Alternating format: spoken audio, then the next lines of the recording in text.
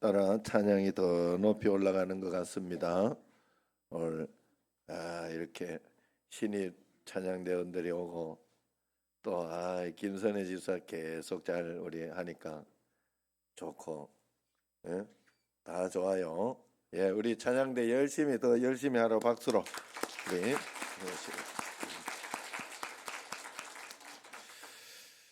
할렐루야. 우리 옆 사람과 한번 인사합시다. 우리 참 잘 오셨습니다. 예, 사랑합니다 하고, 예.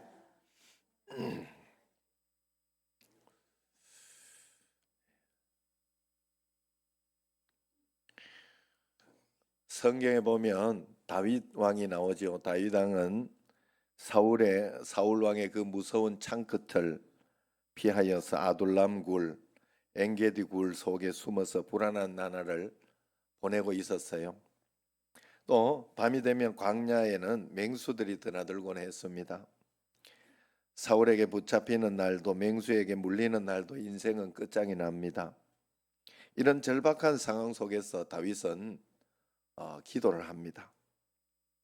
하나님, 나를 제발 멸망시키지 말아주세요.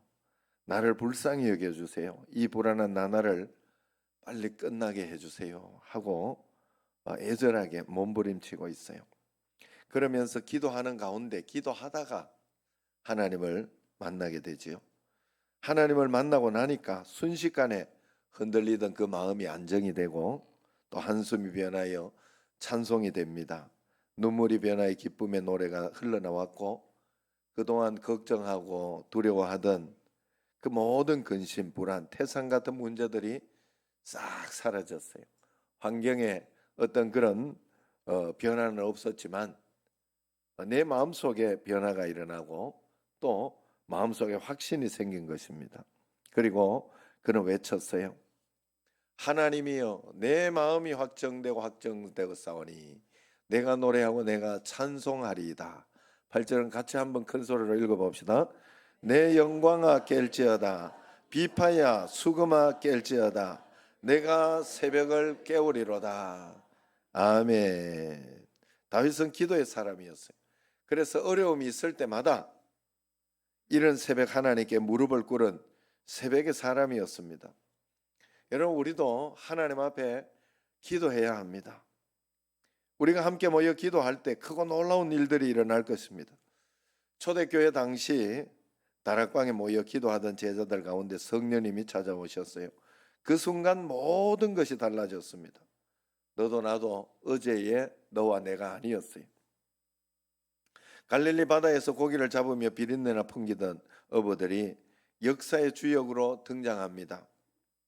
저들은 중국의 진시황도 로마의 시저도 마게도냐의 알렉산더 대왕도 하지 못했던 죽음과 영생의 문제를 해결받았어요. 하나님 나라의 건설이 시작된 것입니다. 교회 시대, 성령 시대의 문을 그들이 열었습니다. 하찮은 계집종 앞에서 주님을 부인하던 베드로는 더 이상 겁쟁이가 아니었어요. 초라한 인간이 아니었습니다. 다락방에 모여 방문을 걸어 잠그고 죽음이 무섭고 두려워 떨던 갈릴리 촌부들이 방문을 걷어차고 로마의 한 길로 달려나왔어요. 예수의 죽음과 부활을 목이 터져라 외쳐대기 시작했습니다. 자신들의 생명을 예수님 앞에 초계와 같이 버릴 수 있었어요. 그래서 300년이 채 흐르기도 전에 세계를 지배했던 그 로마가 이 그리도 예수님 앞에 무너졌지요. 그래서 로마가 국교화가 되었지요. 무엇이 이 엄청난 일을 가능하게 했느냐? 우리가 알다시피 예수님의 제자들은 3년 동안 예수님과 함께 살며 기적을 목격했던 사람들입니다. 부활의 주님을 만나기도 했어요. 그러나 그들은 변화되지 않았어요. 직접 신앙훈련을 받았어요. 예수님께 누구보다 신앙훈련을 잘 받았죠. 그런데도 그들은 십자가 앞에서 뿔뿔이 흩어지며 예수님을 부인하고 도망가고 팔아버리기까지 했지 않습니까? 오늘날도 마찬가지입니다. 교회의 문제는 하나님을 믿지 않는 게 아닙니다. 하나님의 능력을 제한하면서 신앙생활을 하는 게 문제예요. 성령님을 부인하는 것이 문제가 아닙니다. 성령님을 제한하는 것이 오늘 신앙인들의 문제입니다. 얄팍한 내 이성과 경험 안에서만 성령님을 인정하는 거죠. 지금 이렇게 여기 올라오면서 그 핸드레일을 이렇게 해놨는데 그 핸드레일을 하는 것이 3년이 걸렸어요. 2020년 9월 달인가 그 앞에 그 유명의 성도님이 이렇게 요 앞집에 사는 그 자기 집 앞이니까 그분이 야 내려가 너무 위험하다 여기 핸드레일이나 이렇게 잡고 내려가는 게 있으면 좋겠다 그러면서 교회도 필요할 것이니 같이 한번 민원을 넣고 해보자 이렇게 시작한 거예요. 그래 시작해서 금방 될 줄 알았어요. 다들 뭐 해준다 하고 이렇게 했어요. 그런데 첫째 해는 저 예산이 없다고 내년에 예산 잡아서 해주겠다 그런 이야기를 했습니다. 그리고 둘째 해 또 이렇게 하니까 그때 바로 해준 게 뭔가 하면 이렇게 색칠을 해줬어요. 거기 바닥에 빨갛게 이렇게 해가지고 좀 이제 미끄러지지 않도록 이렇게 그렇게 좀 색칠하는 그것만 해주고 두 번째 해도 예산이나 이런 게 안 되는 거예요. 그리고 그 다음 해에 이제 전용호 의원이 이렇게 왔죠. 오면서 자기가 이걸 설치하면서 등록하겠다 이러길래 그런 소리 하지 마라 그냥 등록해 놓고 설치해라 이렇게 해가지고 그래서 등록을 먼저 한 거예요.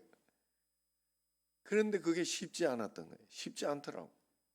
잘 안 되더라고 그게. 그래서 집 앞에 뭐 이렇게 앞집 사람에게 이렇게 어떤 핸드레일 설치한 이후에 어떤 불만이나 어떤 그런 것도 하지 않겠다 하는 뭐 그런 동의서 이런 걸 써달라고 그리고 그걸 윗집까지 받아가지고 줬어요. 그랬는데도 안 됐어요. 그래 신기하게 그래 기도하면서 원래 이 기도를 하고 요거는 안 되는 하나님이 거절하신갑다. 기도를 거절하셨는 것 같다. 그래서 원래 이제까지만 기도하고 그냥 그만하려고 생각을 했는데 여기 앞에 집이 이렇게 하면서 여기 계단을 이렇게 우리 어머니 집 밑에 있는 거기 계단에 좀 뭔가를 이렇게 좀 해야 되겠다 해서 그걸 이렇게 저렇게 애를 쓰고 노력하는 가운데 그거 가지고 이렇게 하는 가운데 이제 구청에서 거기에 이렇게 집을 짓고 있는 그 소장님이 구청에서 허락만 해주면 구청에서 이거 보증만 해주면 자기들이 그냥 계단을 함부로 했다가 또 욕 먹으면 안 되니까 구청에서 하라고 했다 이것만 해주면 자기들이 싹 해주겠다고 그 이야기를 하는 거예요. 그래서 그것 때문에 구청에서 한두 번 이렇게 나오는 가운데 그때 저하고 딱 만난 거예요. 그 전용호 의원이 그때 이제 애를 썼어요. 애를 쓰면서 구청 사람들 나오게 하고 이러면서 지금 구청에서 나와 있는데 한번 나가 보시든지 하여튼 구청에 나와 있다고 이 소리를 해주길래 나가봤더니 정말 그 나와 있더라 두 분이 나와서 보고 있길래 그때 말이에요. 그냥 노는 입에 이거는 이렇게 해주시고 정 안 되면 내가 책임질 테니 좀 해달라고 꼭 좀 해달라고 그 허락만 해달라고 허가만 해달라고 그렇게 이야기를 했어요. 그랬더니 해준다고 그렇게 이야기를 하길래 노는 입에 정말로 이쪽은 저쪽은 왜 핸드레일 그거 안 해주냐고 이야기를 했더니 해주겠다고 그랬다. 해주겠다고. 그래 마침 그때가 시기도 참 적절했어요. 시기도 적절했어요. 마침 그때가 아직 예산을 잡지 않았던 때고 또 그 전에 11월 초기니까 그때 이제 이야기를 하고 그래서 또 동의서를 받아달라. 그래서 내가 직접 가서 그때는 김신철 목사님 동의서를 받아가지고 해줬는데도 안 됐는데 두세 집 받아서 해줬는데도 안 됐는데 이번엔 제가 가서 이렇게 보니까 그 한 집만 받으면 되겠더라고. 다른 데는 뭐 핸드레일 설치도 못 하겠더라고. 차가 들어가고 나가고 이런 일이 있는데 거기다가 할 수는 없고. 그래서 그 집은 원하는 집이니까. 그래가지고 동의서 받아주고 이렇게 했더니 전용호 의원이 이제 애를 쓴 거예요. 그래 서로 이렇게 도움을 준 거예요. 그리고 한마디라도 더 하고 이렇게 했더니 결국 이제 거의 3년 만에 진짜 처음 접수를 한 게 12월 접수를 한 게 12월 15일이었어요. 그리고 지금 이렇게 그때는요 우리 교인들 여러분들도 거기에 사인도 했어요. 100명 이 뭡니까 이거 서명까지 해가지고 줬는데도 안 됐어요. 그래 안 됐다니까. 정말 우연히 정말 신기하게도 그 노는 입에 한마디 했는데 그게 된 거예요. 그게 이렇게 저렇게 또 뭐 물론 이렇게 노력도 하고 이렇게 제가 전용호 의원도 몇 번을 계속 이야기를 했어요. 관심을 안 가질까봐 한번 또 물어봐라. 해놓고 내가 동의서를 줘놓고 또 물어봐라 그래고 또 뭐 이러면서 이렇게 했더니 했어요. 그래서 지금 저기 보면 핸드레일 해놨는데 누가 또 박아놔가지고 아이고 제가 볼 때는 그거 일부러 그런 건 같진 않아. 거기 보니까 누가 내려가다가 잘못 저쪽으로 벽으로 박은 것 같더라고. 그쪽으로 잘못 틀어가지고 그래가지고 그걸 또 이렇게 벌써 일주일도 안 됐는데 떨어졌어요. 그래 제가 어제 가가지고 꼼꼼하게 또 묶어놓고 이제 그거 신고해서 이제 다시 이렇게 하도록 해야 돼. 야, 난 그걸 보면서 안 되는 줄 알았어요. 그런데 되는 걸 보면 굉장히 많은 걸 생각하게 됐어요. 야, 이 포기할 게 아니었고 그건 하나님의 뜻이었구나. 정말 하나님 말씀 가운데 내가 눈을 뜨고 기다리고 그냥 눈을 뜨고 틈나는 대로 하나님이 기회를 줄 때 그걸 이야기를 하고 했더니 그게 되는구나. 난 깜짝 놀랐어요. 여러분 우리가 오늘 여기 말씀을 이렇게 보면 하나님 앞에서 우리가 마찬가지 오늘 본문 1절에 이렇게 보세요. 오순절날이 이미 이름에 그랬어요. 성령의 역사가 오순절날 일어났다고 이렇게 밝히고 있습니다. 특별한 의미가 있다는 거예요. 특별한 의미가 있다는 거예요. 신앙인들이 신앙을 하나님 앞에서 제한하고 그렇게 살아가면요 신앙의 역사를 볼 수가 없어요. 제가 만약에 접어버리고 거기에서 딱 이렇게 마음속에 이거는 안 되는구나 하고 기도를 했던 것을 끝내버리고 접어버렸으면 묻지 않았을 거예요. 그 사람에게 저기는 왜 안 해주냐라고 이야기하지 않았을 것입니다. 그 한마디 한 게 3년 동안 안 되던 게 되도록. 그럼 3년 동안 하나는 왜 안 되게 했을까? 그건 모르겠어요. 그러나 하나님 앞에 저한테 확실히 가르쳐 준 것은 끝까지 내가 확신이 설 때까지 끝까지 내가 가는 것은 하나님 앞에서 기도하고 갈 것은 해야 되겠다 하는 그런 마음이 확실히 들었습니다. 우리가 하나님 앞에서 신앙의 힘이 없으면 사역하고 싶으나 사역할 수가 없어요. 사랑하고 싶으나 신앙의 힘이 없으니까 사랑이 안 돼요. 용서하고 싶으나 용서할 힘이 없어요. 특히 병들었을 때 낫고 싶으나 나을 힘이 없는 거예요. 우리가 하나님 앞에 늘 평상시에 주님 앞에 믿음으로 기도하며 신앙의 힘을 가지고 있을 때 하나님은 딱 때가 되었을 때 정확하게 적절하게 하나님은 모든 것을 합력하여 선을 이루시고 역사해 주시고 인도해 주시는 것을 꼭 믿으시기를 바랍니다. 어려움이 없다는 소리가 아니에요. 여러분들 살아가면서 별일이 다 생기고 여러 가지 그리고 50대쯤 되면 한번 여러분 몸에 변화가 있습니다. 그래서 암도 걸리고 여러 가지 걸려요. 여러분 그거 그냥 쉽게 생각하면 안 돼요. 그러나 하나님 앞에 기도하고 준비하는 사람은 하나님이 적절하게 인도해 주셔요. 저는 그것을 봐서 우리 철을 봐서도 분명히 그렇습니다. 제가 우리 아는 목사님이 살도 좀 빼고 이렇게 해가지고 요즘 이렇게 하는데 요즘 옆에 있으면 이렇게 먹는 걸 잘 못 먹어요. 왜냐하면 그 목사님 당뇨가 있어요. 그러니까 단 거는 아예 못 먹더라고. 그래서 옆에서 이렇게 제가 이렇게 먹으면서 뭐 콜라 이런 것도 아예 안 드시려고 하더라고. 당뇨 때문에. 우리 처는 수술하고 나서 콜라 먹지요. 감도 먹지요. 당뇨 있는 사람 감 드시면 안 됩니다. 감자도 드시면 안 돼요. 사실은 감자도 당뇨 있는 분들 희한해요. 쫙 올려놓고는 당이 딱 올라가는데 안 내려와. 그 음식을 먹으면 신기했어요. 그리고 우리 처가 우리가 당이 있을 때, 그게 있을 때는 음식을 딱 조절하니까 당이 내려가요. 신기했어요. 저는 그걸 보면서. 약 안 먹고도 230, 40까지 올라갔던 당이 음식을 조절하니까 약 안 먹고도 되더라고. 야, 세상이 그렇게 돼 있어. 하나님이 그래 만들어 놨어요. 그런데 사실은 우리 처는 그걸 수술하고 나서 지금은 다 먹어요. 다 먹어요. 나는 우리 처는 별거 아니라고 자기는 생각해. 나는 그걸 볼 때마다 너무 감사해요. 야, 예전에 내가 먹고 싶은 거 못 먹을 때 참 불쌍했거든.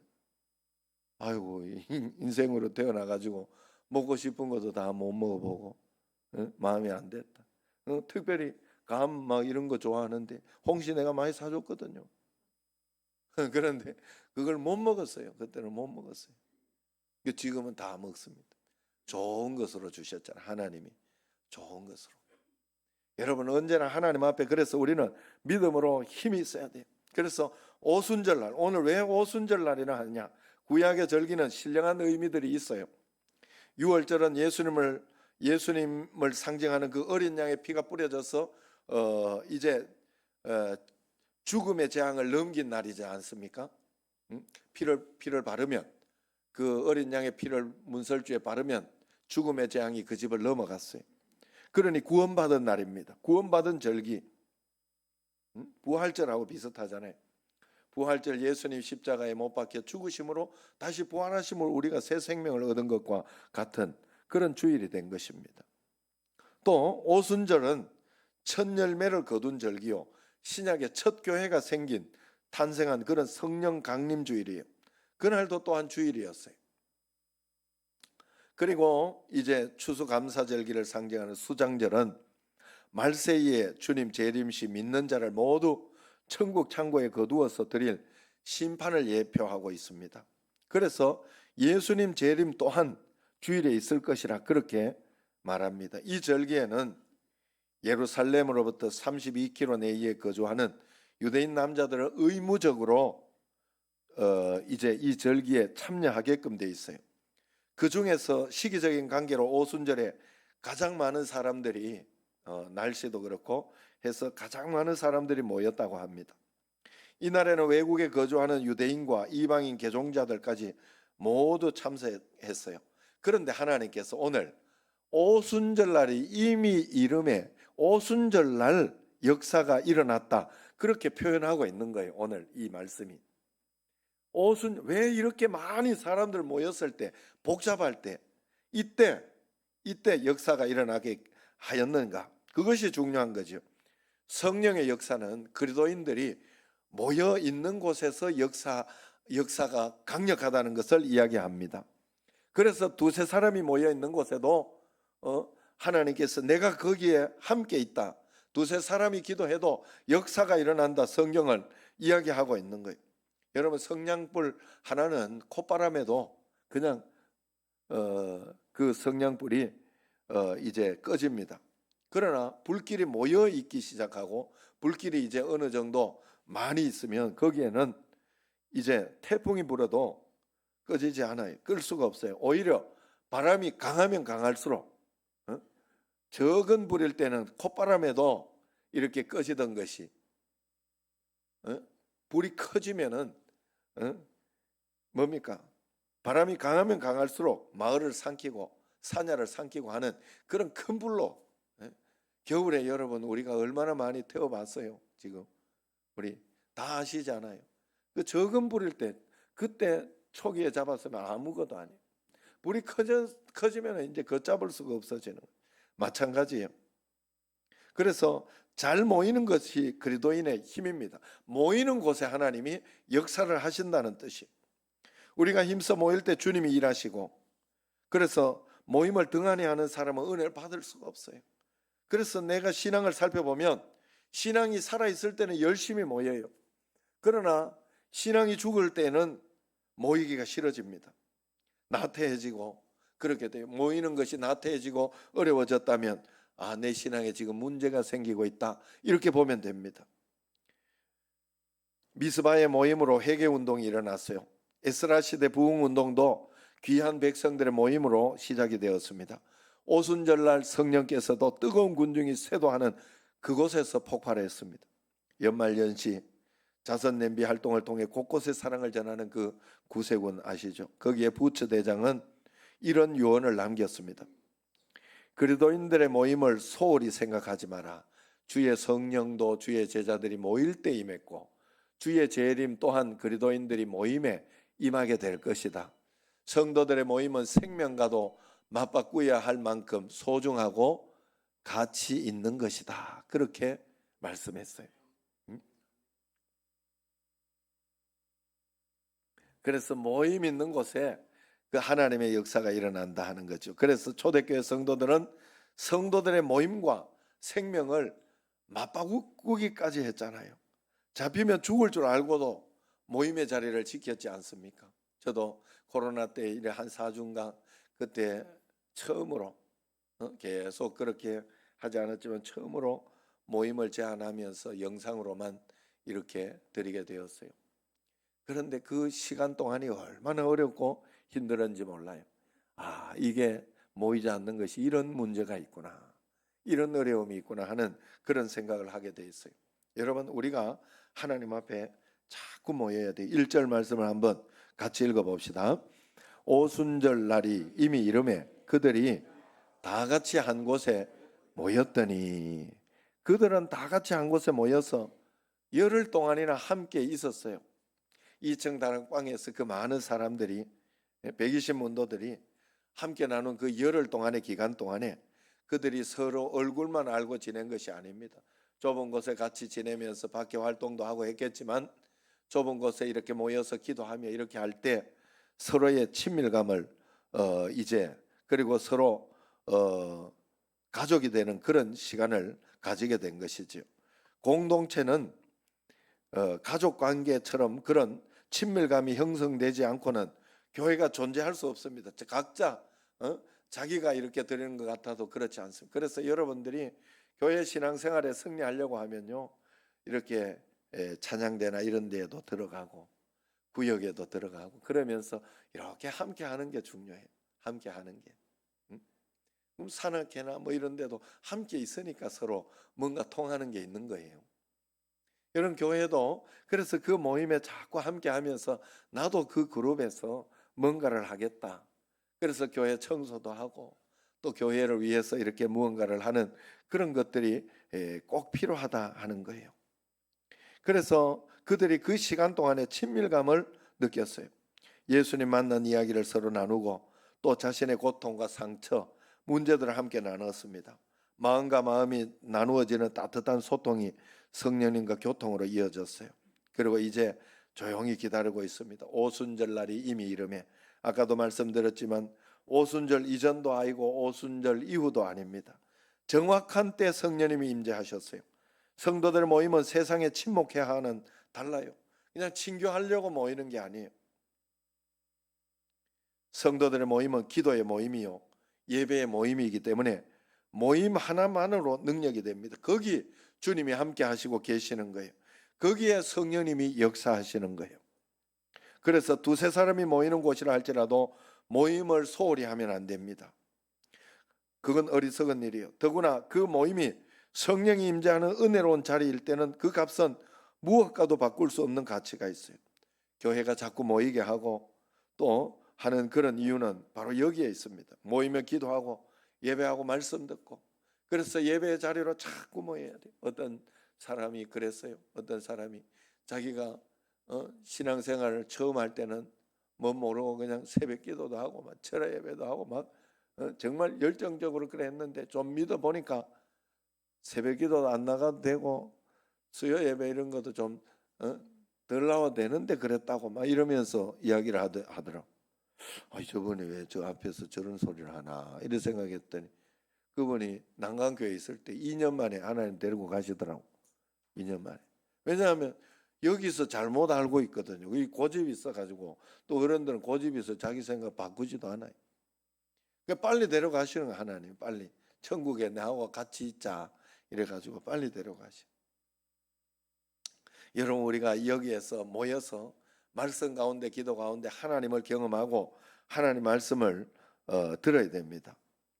그래서 모이고 기도하고 예배하고 말씀 듣는 걸 여러분 즐겨하고 자꾸만 주님 앞에. 그래서 예수님이 잘 믿으면 믿을수록 점점 더 예배의 수가 늘어나야 맞아요. 여러분, 늘어나야 맞아요. 어제 똑같이 드리던 예배라 그러면 안 돼요. 매일매일 하루하루 감사를 해도 감사를 한 날과 안 한 날은 다른 날이에요. 감사를 한 날은 그날을 하나님께 내가 통째로 영광을 돌린 날이요, 감사를 하지 않는 날은 아무 생각 없이 그냥 보낸 날이에요. 분명히 그렇습니다. 그래서 하나님을 한 번이라도 더 생각해야 돼요. 그래서 성령의 역사는 그러면 구체적으로 어떤 변화와 능력을 가져다 주었느냐? 첫 번째로 성령의 역사는 바람 소리를 듣게 해줬어요. 2절 말씀을 한번 같이 읽어봅시다. 2절 시작. 호련히 하늘로부터 급하고 강한 바람 같은 소리가 있어 그들이 앉은 온 집에 가득하며. 바람은 고대인들에게 신비한 능력을 의미했어요. 사실 성령의 임재 또한 호련히 임하는 신비입니다. 바람은 바다에서 물결을 요동치게 하지요. 그래서 파도가 생기게 해서 그 파도는 거대한 배들을 단숨에 삼켜버릴 수도 있습니다. 또 바람은 거목을 꺾고 집과 마을을 날릴 수도 있습니다. 에스겔 37장에 보면 마른 뼈의 골짜기를 보게 하는데, 하나님의 명령을 받은 에스겔은 이 마른 뼈들을 향해서 이렇게 선포했죠. 같이 한번 선포해 봅시다. 생기야, 사방에서부터 와서 이 죽음을 당한 자에게 불어서 살아나게 하라 그랬어요. 생기는 성령의 바람을 이야기합니다. 오늘 본문에서 이 바람같이 소리가 급하고 강하게 일어났다 이야기합니다. 갑자기 소나기가 쏟아지듯이, 산골짜기에서 급류가 흘러내리듯이 급하게 임했습니다. 이 성령의 바람은 10년, 20년이 멀다 하고 지중해 연안을 돌아 유럽과 전 세계를 휩쓸었어요.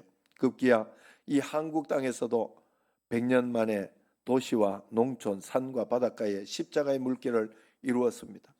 복된 소리를 듣게 하는 귀가 복된 귀입니다. 진리를 들을 줄 아는 귀가 진리의 귀요, 하늘의 소리를 들을 줄 아는 귀가 하늘의 귀. 오늘도 말씀을 들으면서 여러분들이 하나님의 말씀이 들리게 해달라고, 귀가 열리게 해달라고, 깨달아지게 해달라고 하나님 앞에 꼭 기도하는 마음으로 그렇게 주님 앞에 나아가기를 바랍니다. 성령의 바람을 통해 하나님의 소리를 듣게 해주실 것입니다. 두 번째는 성령의 역사는 사람들의 눈을 열어보게 해주었어요. 본문 3절에 의하면 불의 혀처럼 갈라지는 것들이 그들에게 보였다 이야기를 합니다. 분명히 보였다고 말해요. 무엇을 보았습니까? 불의 혀처럼 불을 봤어요. 불은 언제나 하나님의 임재를 상징합니다. 성전에서 이사야에게 나타난 불은 숯불로 이사야의 입술을 태웁니다. 모세는 불 붙는 떨기나무 곁에서 하나님의 부름을 받았습니다. 광야 이스라엘 백성들은 추운 밤에 불기둥으로 인도함을 받았어요. 갈멜산 엘리야의 제단에는 하나님의 불이 떨어졌다 이야기합니다. 이처럼 성령은 눈을 열어보게 하는 역사로 우리에게 나타납니다.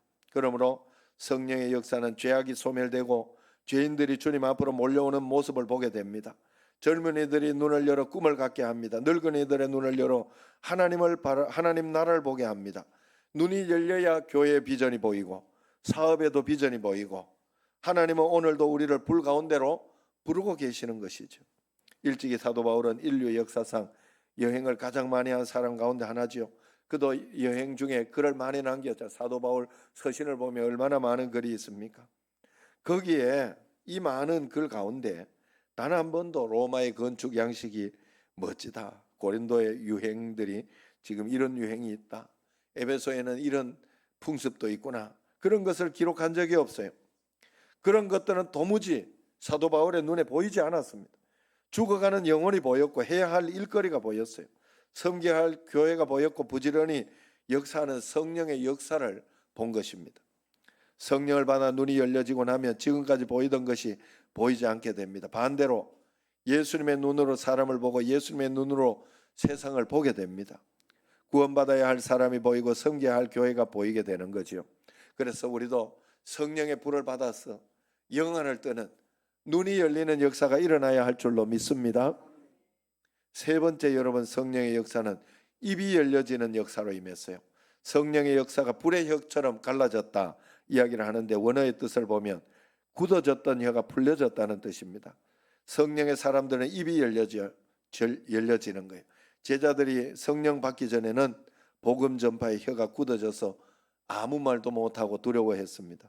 오히려 저들의 혀는 서로 높은 자리를 탐하고 또 예수님이 잡힐 때에는 도무지 모른다고 부인하는 것에 사용되었어요.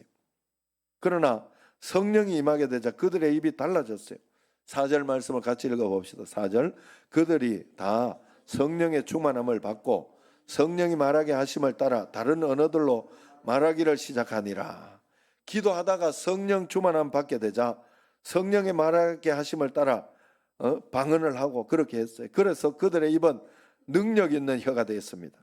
죽음을 무릅쓰고 저들이 죽인 예수가 구세주라는 말을 거침없이 할 수 있게 되었어요. 저들의 말에 3,000명, 5,000명이 복음을 받고 주님 앞으로 돌아왔습니다. 여러분 어떻습니까? 지금 여러분의 혀는 풀려 있습니까? 여러분의 입은 열려 있습니까? 진리에 대하여, 복음에 대하여 열려 있느냐 하는 말이에요. 전도의 벙어리, 기도의 벙어리 아닙니까? 오히려 하지 말아야 할 말들, 필요 없는 말들을 지칠 줄 모르고 하고 있지는 않습니까?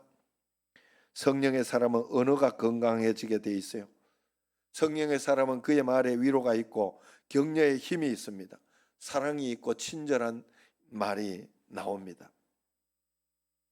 예수님 믿고 난 뒤에도 이렇게 잘 못할 때가 있습니다만은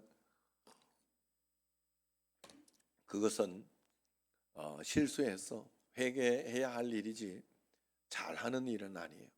이건 구원과 상관없다 이런 이야기를 하면 안 됩니다. 성령 충만을 받고 나면 우리의 말에 위로와 격려가 있어질 것입니다. 그래서 성령 충만하면 닫혀진 입술이 열려지면서 혀로 기뻐 찬양하고 이웃을 축복하고 지금까지 한 번도 해보지 못했던 말, 생각지도 못했던 말과 기도가 쏟아지게 돼 있어요. 그래서 남편에게, 아내에게 사랑스러운 말, 좋은 말들 이런 것들로 바뀌게 돼 있어요. 여러분 예수님 만나기 원하십니까? 은혜 받기 원하십니까? 신앙의 신비를 맛보기 원하십니까? 닫혔던 인생의 문들이 활짝 열려지기를 원하십니까? 그러면 믿음의 자리로 자꾸 모여서 예배하고 말씀 듣고 함께 모여 기도하십시오. 그러면 모든 것이 열리게 돼 있어요. 기도하면 다 열리게 돼 있어요. 지금 우리나라와 한국교회 그리고 우리 교회 그리고 여러분 성도들 한 사람 한 사람 어느 때보다 기도해야 할 때입니다.